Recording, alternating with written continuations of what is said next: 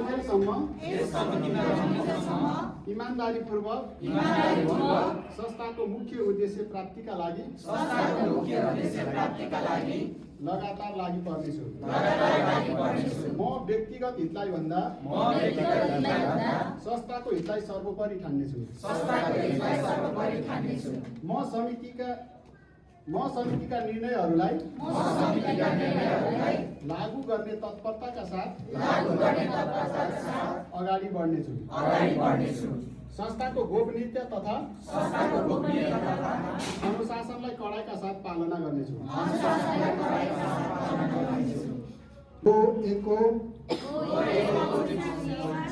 Samitimbangan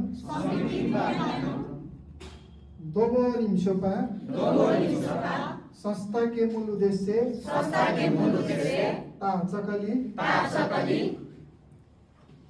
बेशाकाप्शा वैती बार्नु go आमके हितकली भन्दा संस्था के हितकली नेल भन्दा ठेट माने